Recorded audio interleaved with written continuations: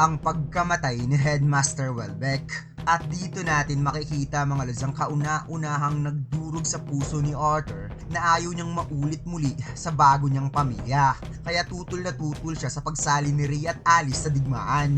At masasaksihan lang naman natin ang isa sa pinakamatinding laban ni King Gray na kahit mahina lang ang kanyang ki, na outsmart pa rin ng ating bida ang kalaban. Kaya huwag na nating patagalin pa, let's go! And please like and subscribe sa ating YouTube channel mga lods at mag-follow sa ating Facebook page. Salamat! Matapos ang desisyon ni Arthur na magpa-opera upang mas mapabilis ang kanyang pagaling, lumipat ang eksena sa past life ng ating bida, kung saan nagpunta sa mall sina Gray, Nico at Cecilia upang bumili ng mga libro since papasok na sila sa academy. At hindi nga makapaniwala itong si Gray dahil lahat ng librong binili nila ay sa isang semester lang pala. Sinabi ni Nico na napakadilulo daw nila upang isiping sobrang dali lang ang lahat pagkatapos ng entrance exam, ngunit nag-paid off naman ang pinaghirapan nilang pag-aaral. At hindi na daw niya ma-imagine kung nasaan na sila pagkatapos ng ilang taong pag-aaral. Tugon ni Gray na mukhang kakaiba atang inikilos nitong si Nico. Parang optimistic. At dagdag pa ni Nico na mas lalo pang naging weirdo dahil hindi na daw niya ma-imagine kung paano niya sakupin ang mundo ng mathematics. Biglang binato ni Gray si Nico ng libro at tapos sabing kapag umaasta ka ng ganito sa loob ng academy, hindi talaga ko tatabi ng upuan sa'yo. Biglang inakbayan ni Nico si Gray at tapos sabing, bakit? Marami ka na bang mga kaibigan doon? Habang si Cecilia ay napasabi na lamang na hindi ako tatabi sa dalawang mokong na to. Pagkatapos lumipat ang eksena kung saan nakasakay na ng train ng tatlo papauwi. At napatanaw nga sa bintana itong si Gray na napatanong kay Nico kung ano ang sunod nilang gagawin. Habang si Cecilia naman ay pinoproblema ang nabili nilang uniform dahil kailangan pa nila itong ipa-alter. Napaisip si Gray na ang Arcade City ay hindi niya kailanman nagustuhan mula noon. Ngunit ngayon, ang city ay parang ramdam niya ang charming. At si Nico naman ay pinoproblema pa rin ng mga kagamitan nila sa paralan dahil kailangan pa nilang bumili ng bag at mas maganda daw sana kung inuna na lang nilang bilhin ng bag.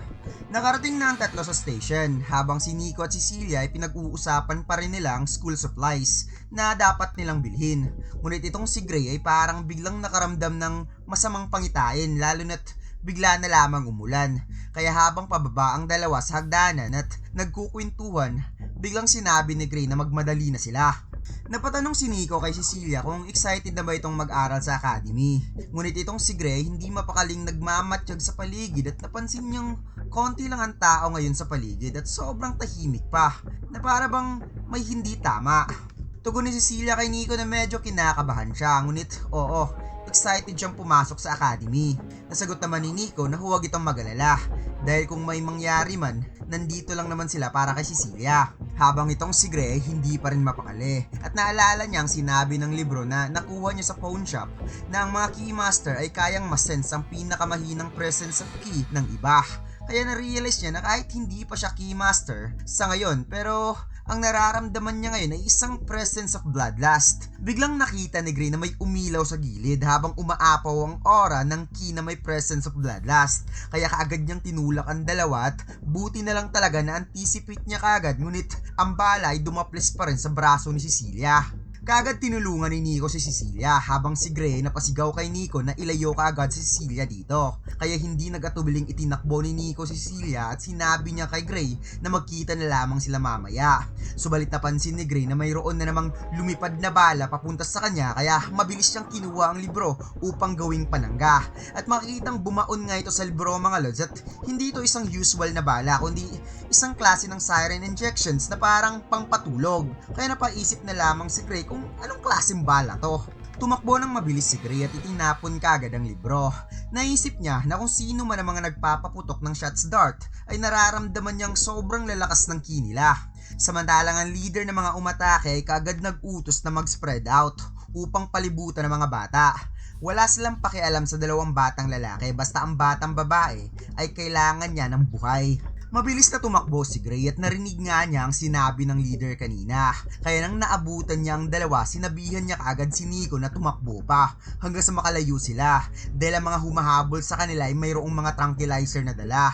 Kaya napatanong si Nico kung bakit sila hinahabol, wala naman silang ninakaw. Tugon ni Gray na hindi sila ang habol ng mga to kundi si Cecilia at kailangan nila itong makuha ng buhay. Kaya nandilat na lamang ang mga mata ng dalawa na hindi makapaniwala kung bakit si Cecilia ang habol ng mga to.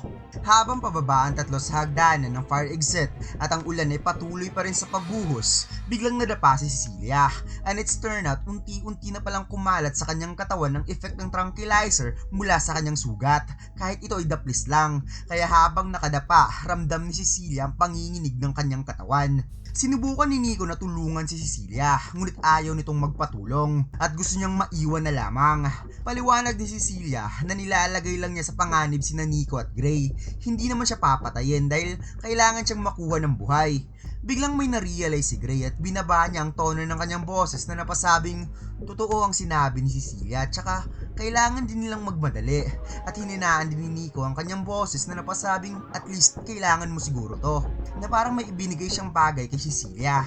Habang si Gray napauwi ka kay Nico na wala na silang oras at sinabi niya ng malakas habang hinihila si Nico na kailangan nilang umalis dahil madadamay lang tayo dahil sa kanya, na para bang may strategy na niluluto ang tatlo para paringgan ang mga naghahabol sa kanila.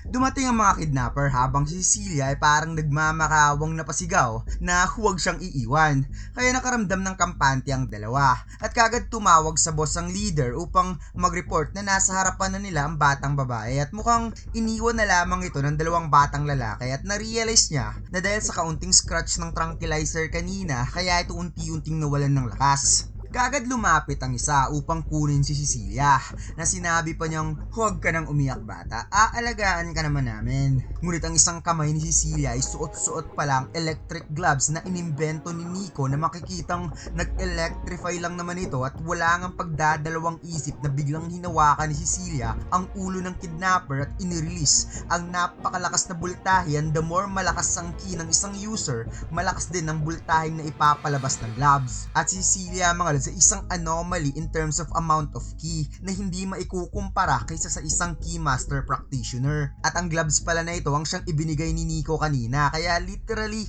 niluluto nga talaga nila ang dalawang kidnapper na to. Lalo na't bigla na lamang lumabas si Nico at Gray para harapin ng isa pang kidnapper matapos pabagsakin ni Cecilia ang isa.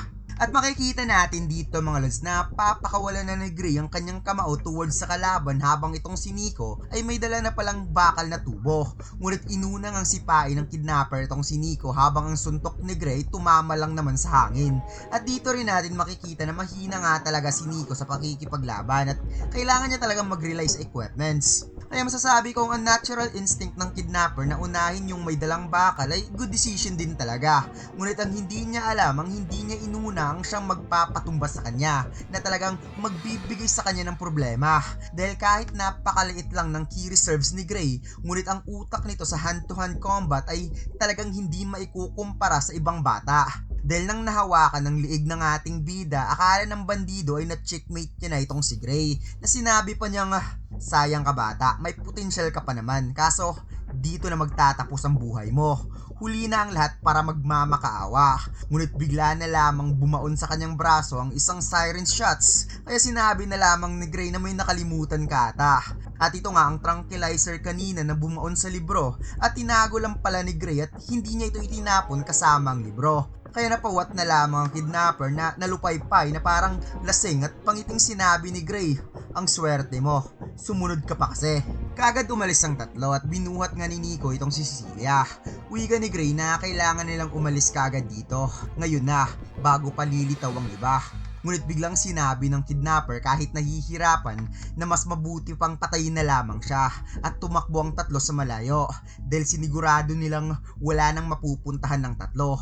Bagay na sobrang ikinagulat ni Nico at Gray kung ano ang sinasabi ng taong ito. Lumipat ang eksena sa umuusok na gusali at it's turned out ang gusali na ito ay ang orphanage pala na tinutuluyan ni Arthur at Nico na nagsilbing tahanan ng dalawa ng ilang taon. Kaya si Nico ay napanganga na lamang na natulala sa kanyang nakita na parang hindi niya may paliwanag ang kanyang nararamdaman habang si Gray ay kaagad tumakbo upang makalapit lang dahil may bangkay pala na tinatakpan sa harap mismo ng nagliliyab na orphanage. Nginig na nginig ang kamay ni Gray na hinahawakan ng kumot na nakatabon sa bangkay na parang may masama talaga siyang nararamdaman at nang ito ay kanyang nakita, ito pala ay si Headmaster Welbeck. Ngayon bigla akong naalala na ito pala yung scene nung unang ipinakita na pinatay ang kanyang pamilya na puro silhouette lang ay pinakita and it's turned out sa Headmaster Welbeck pa lang tinutukoy niya doon na nagsilbi niyang pamilya at itinuturing niyang parang tunay na ina.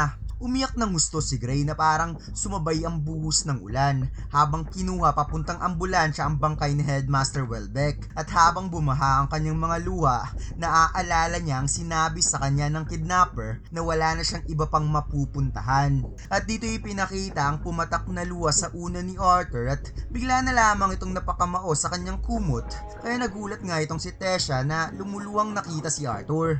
Napatanong ang ating bida kung bakit umiiyak si Tesha kaya sinabi ni Tesha na gusto rin niyang tanungin kung bakit umiiyak si Arthur at makikita nga natin dito mga lods na lumuluha ang ating bida dala sa kanyang mga alaala sa nakaraan ng pagkamatay ni Headmaster Welbeck na siyang itinuturing niya na parang tunay na ina. At dito lang nagtatapos ang chapter na ito mga lods. Huwag mo sana kalimutan mag-like, comment at mag-subscribe sa ating YouTube channel at mag-follow sa ating Facebook page. Salamat!